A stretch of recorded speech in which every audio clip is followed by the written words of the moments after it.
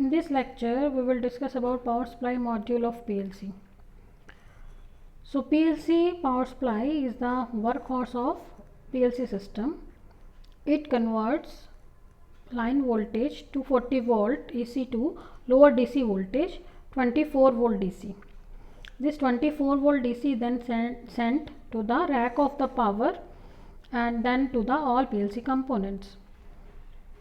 In power supply module, we have two types of DC supplies.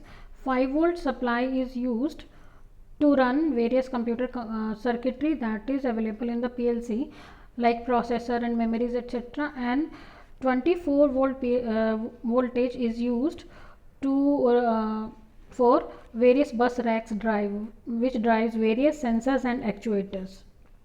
This is the internal circuit diagram of PLC power supply. We have 240 volt input voltage AC supply here that is stepped down to the through the help of a transformer, and then through the rectifier it is converted into pulsating DC, and through filters it is again converted to 24 volt DC that is fed to various input and output devices, output DC devices that can be controlled through this power supply. PLC power supply rating is 2 to 10 ampere for smaller systems and up to 50 ampere for larger or powerful controllers. So this type of power supply is used to control various devices according to their current ratings. Now we will discuss how a PLC is selected for any application, or what are the specifications of the PLC, on which basis PLC is chosen. So first is the number of logical input and outputs, means it specifies or it tells the how much input devices you want to connect to a PLC. Suppose if you want to sense 4 devices input signals, or you want to have 4 input devices, then you can use 4 input output devices PLC. Similarly, if you want to control 8 output devices at the output, so how much input terminal or output terminal you need, according to that you can select your PLC. The another criteria for selecting the PLC is your memory capacity.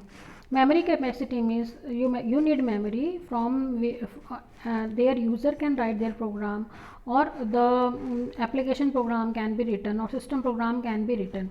So how much program if we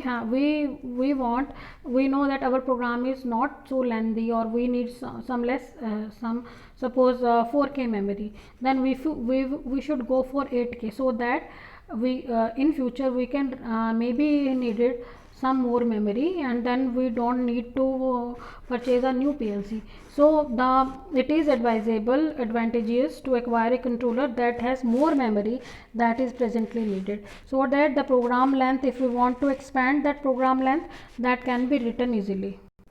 The another specification or parameter for purchasing PLC is output port power ratings, means what type of output devices we want to drive with the help of PLC. If we want to drive output devices that have high current rating, then we have to purchase our PLC according to that. So output port power rating is also a very important criteria before purchasing PLC.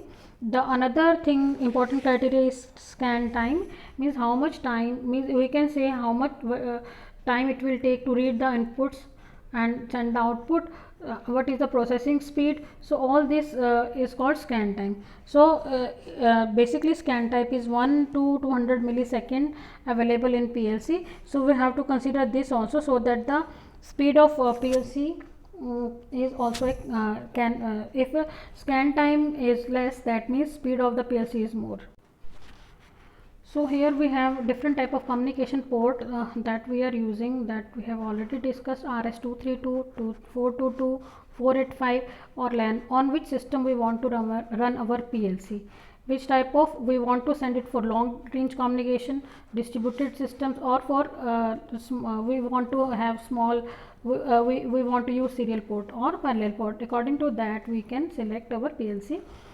Then software, we have different type of PLCs available with us, and each PLC have different software on which the programming can be done. Suppose in case of Allen Bradley we have to use RS Logix software.